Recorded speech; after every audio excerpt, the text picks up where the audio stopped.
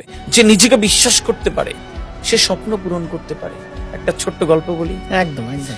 একটি 28-30 বছরের একটি যুবক, সে ব্যবসা করতে করতে অনেক লস খেয়ে গেল এবং অনেক লস, খুব ঋণ হয়ে গেল। তো যখন ঋণ হয়েছে 2-3 বছরের মধ্যে তার ব্যবসা উঠে গেল এবং প্রচন্ড ঋণ। বাড়িতে প্রতিদিন সকালবেলা টুকটুক করে ঋণী যারা ঋণ দিয়েছিল সেই লোকেরা, এবং তার ঘুম ভাঙে ওই মানে ঋণগ্রস্ত হওয়ার অপরাধে তার ঘুম ভাঙে। প্রতিদিন সকালবেলা কেউ না কেউ ঘুম ভাঙিয়ে দিয়ে যায়, দাদা টাকা কবে দেবেন। এখন ছেলেটি কিছুদিন পরে চিন্তা করলো এই জীবন রেখে কি করবে। আমার পরিবার, প্রিয়জন, আত্মীয় স্বজন, বন্ধু বান্ধব কত ভালো আছে। ফেসবুকে ছবি দেখে বন্ধু কাশ্মীরে গেছে, বান্দারবন গেছে, কক্সবাজার ঘুরতে গেছে। ও ভেবছে যে আমার এতদিন আমি রেখে কি করবো, ওর আর ভালো লাগে না। ও ভেবেছে যে এই জীবন রেখে লাভ নেই, এত টাকা দেনা শোধ করা আমার দ্বারা সম্ভব নয়। তো একদিন সিদ্ধান্ত নিল যে আত্মহত্যা করবে। এখন দেখবেন যে আপনি যখন খারাপ চিন্তা করবেন না, দেখবেন শয়তান চলে আসে, ও আগে আসে না। শয়তান আগে আসে না। শয়তান আপনি ভোরবেলা উঠে আপনি ফজরে নামাজ পড়বেন, যেই আপনি উঠে ভাববেন যে আমার কানের লতির পেছনে চুল করছে, আজকে থাক নামাজ পড়বো না, ও ভাই শুয়ে পড়, তোর মরার দেরি আছে অনেকদিন, তোর মরার দেরি আছে, এখন শুয়ে পড়।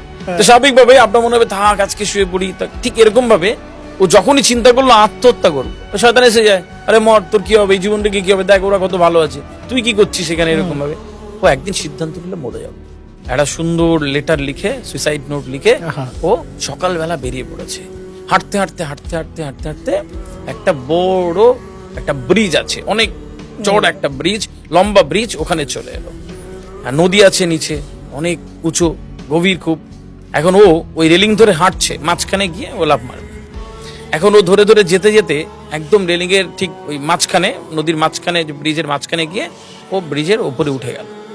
তখন ও ভাবছে যে সত্যি জীবন রেখে কি করবো, দরকার নেই, মরে যাই, আমার মরে যাওয়াই ভালো। ও শয়তান বলেছে তুই মর, তুই রেখে কি করবি। আর ও কিছু না চিন্তা করে একটা লাফ দিয়েছে। এখন কয়েক সেকেন্ড পরে ঝুপ করে একটা শব্দ, দূরে একটা লোক, একটা মাঝি তার নৌকাতে জাল টাল ঠিক করছিল মাছ ধরবে বলে, ঝুপ করে শব্দ হচ্ছে, বুঝতে পারে যে আজকেও কিছু একটা হয়েছে, মানে মাঝে মাঝে হয় আর কি। ও তাড়াতাড়ি রেখে নৌকাটা ঘুরিয়ে সা করে ওই ছেলেটার কাছে চলে এলো। আর কয়েক সেকেন্ড থাকলেও ডুবে মরে যাবে এরকম অবস্থায় ও বোট নিয়েছে, হাত ধরে ফেলে কোনোভাবে কষ্ট করে নৌকাতে তুলে ও খানিকক্ষণ শ্বাস নিয়ে ও যখন উঠে বলছে, উঠেই রেখে গেছে, বাঁচালেন কেন আমায়, বলছে কেন কি হয়েছে। মাঝি ভেবেছে খুশি হবে, বাঁচালেন কেন আমায়, বলছে কেন কি হয়েছে, বলছে না এই জীবন আমি রাখবো না, এই জীবনে আমার বাঁচার কোনো মানে। কি হয়েছে বাবা, বলছে কি হয়েছে, বলছে না এত ঋণ, এত টাকার দরকার আমার, আপনি আমাকে টাকা দেবেন, আমাকে বাঁচালেন কেন, মরে গেলেই তো আমার ভালো হতো, বলে ও চিৎকার চেঁচামেচি শুরু করেছে। মাঝি বলছে যে কি টাকা লাগবে, বলছে হ্যাঁ টাকা লাগবে। বলছে যাবে, আরে কোথায়, খাজানা আছে খাজানা। বলছে হ্যাঁ ওই জন্য তো মরতে এসেছি, যাবো না মানে। মাঝি ভুলে গেছে মাছ ধরা, নৌকাটা ঘাটে লাগিয়ে নিয়ে চলে গেল। বেশ কয়েকটা বাড়ি টপকে এদিক ওদিক, একটা গাড়িতে উঠে এদিক ওদিক একটা জায়গায় নামলো। নেমে ঘরের ভেতর দিয়ে যাচ্ছে, একটা ঘর পেরে একটা ঘর পেরে একটা ঘরে পৌঁছে গেল। দেখলো যারা সাদা খুব সুন্দর থান পরা একটা শেঠজি, এরকম গোপ্ত বাছি এরকম বসে কারোর সাথে কথা বলছে। দুজন ঢুকলো, কি একটা ইশারা করলো, শেঠজি বুঝতে পারলো যে গোপনে একা কথা বললো। তো লোকটাকে চলে যেতে বললো শেঠজি। শেঠজির পাশে বসলো লোকটা, আর যুবক ছেলেটিকে সামনে ওরা চেয়ারে বসতে দিল। শেঠজির কানে কানে কি একটা ফিসফিস করে বললো। শেঠজি বলছে 2 লাখ। আবার একটা কানে কি একটা বললো, শেঠজি বলছে 2 লাখ। আবার একটা কানে কি একটা বললো, বলে 10 লাখ। এখন যখন এই সওদা চলছে, যুবকটা বড্ড বিচলিত হয়ে গেল, কি হচ্ছে।